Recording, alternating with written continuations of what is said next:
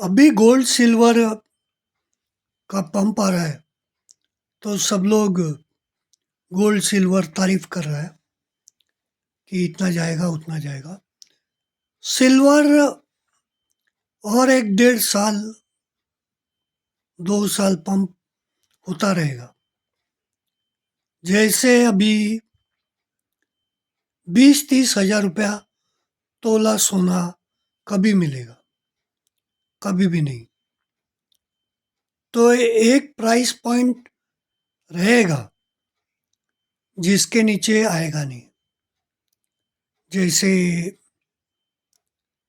सोना कभी भी 20-30 हज़ार तोला नहीं होगा, वैसा सिल्वर भी एक प्राइस पॉइंट पहुंचेगा जिसके नीचे वो नहीं आएगा।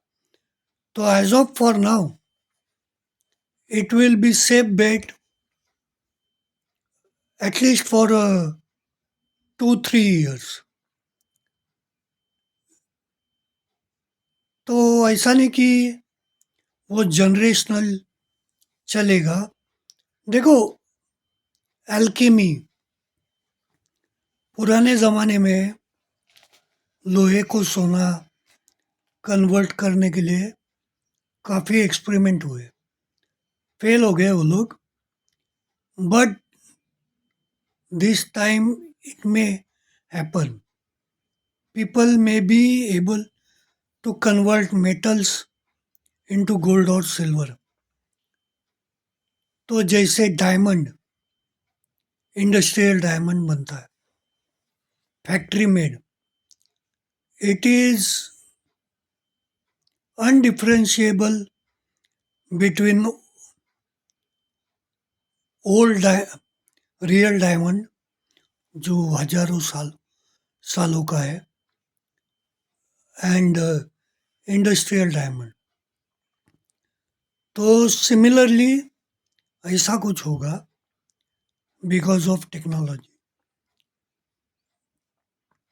एआई कितना हद तक जाता है उस पर डिपेंड करता है। देखो, ये जो बिग टेक्नोलॉजीज ऐसा दिखता है कि एक झटके में आ गया, अचानक से आ गया। पर एक चाइनीज कंस्पिरेसी थियरी वाला है, तो वो बता रहा था कि ये सब टेक्नोलॉजीज मिलिट्री डेवलप्ड है और इलॉन मस्क, जकरबर्ग सारे फेक है। उनको टेक्नोलॉजी दिया गया है यूएस मिलिट्री से, और दे अपीयर एज कि गराज में रिसर्च कर रहे थे।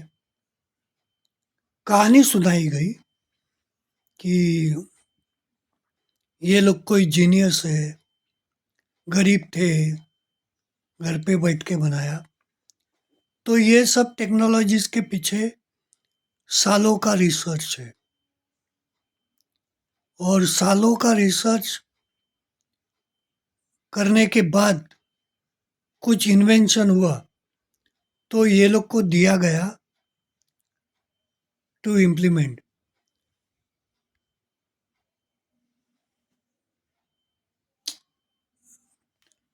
तो ये पुराना टेक्नोलॉजी, काफ़ी रिसर्च किया हुआ टेक्नोलॉजीज है। तो मिलिट्री इसमें इन्वॉल्व है, यूएस मिलिट्री।